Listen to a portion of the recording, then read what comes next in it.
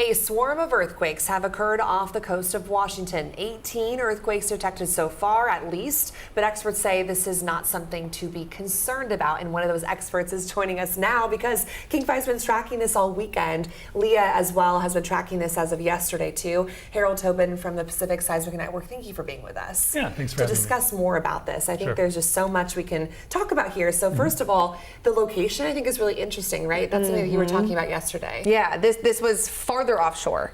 Yes, farther offshore than the Cascadia subduction zone. That's a good thing. It's not there where we're expecting the possibility of a big damaging earthquake.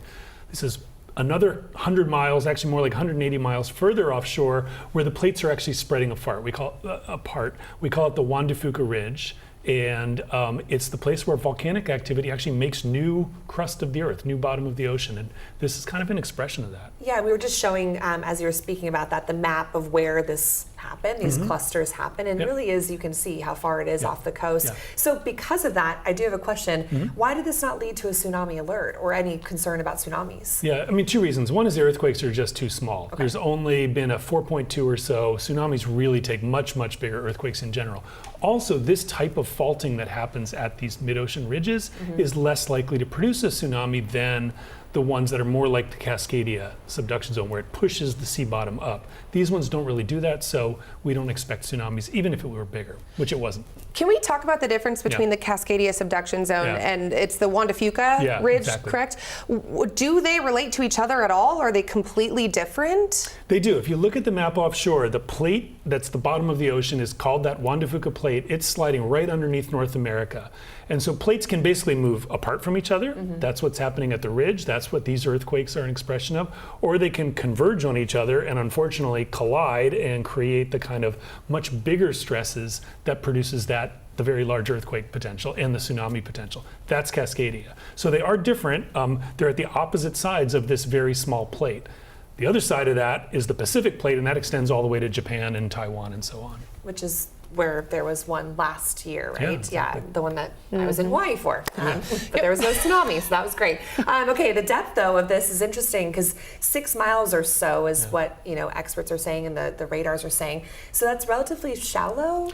That is relatively shallow. Here's a little inside secret. If it says 6 miles or so, that means it was assigned a depth of 10 kilometers, which means we don't really know the depth, but we know it's shallow because it was put at exactly 10 kilometers. And that's very typical because the depth is actually kind of hard to determine, especially earthquakes way offshore like this, so none of our seismometers are very close to it. We're measuring it from, the stations we use here on land.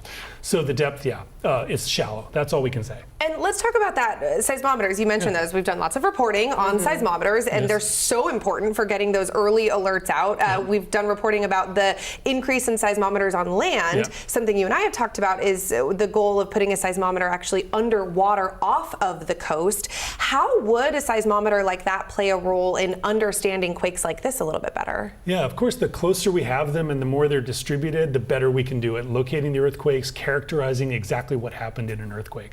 There actually are some seismometers at the place called Axial Volcano. That's the one that maybe you've heard the stories people talking about it might erupt sometime soon. There was a lot of news about that last year. Hasn't erupted yet. That's about 60 miles further south than the location of these earthquakes now. So they did actually record these events today, and so that's actually helping us locate them. But we don't have a big network of seismometers offshore the way on land we have the place blanketed. Makes sense. Yeah. Can we also ask about, there's a lot of chatter online, right? All of these Facebook groups of so many. Yes, and everybody's watching. And you see these quakes offshore, and I think everyone goes to the big one. What can people do at home? If you look on, Pacific Northwest Seismic Network, you see that quake happen, how can you know instantly, should this be something to be concerned about? Yeah, I mean, the biggest one is we try to say something about it as quickly as we know something definitive enough to say. So look for authoritative sources and don't just look at any random Facebook group, right? We post on Facebook, we post on the other social media from the Pacific Northwest Seismic Network, PNSN. Also, the U.S. Geological Survey does the same. And so, I really want people to look at authoritative sources for that. You can look at the maps on our website and you educate yourself a little bit about those different kinds of plate tectonic boundaries, and you can see that these are further offshore. But of course, you don't know if you don't have some context for that. And the largest one that was measured wasn't super significant, right? Yeah. Yeah, it was it was actually about 18 events, as you said, at Okay. the top. 4.2 is the largest one. That's really not a Okay. big earthquake. That's Yeah. a moderate-sized earthquake. We haven't seen anything a lot larger.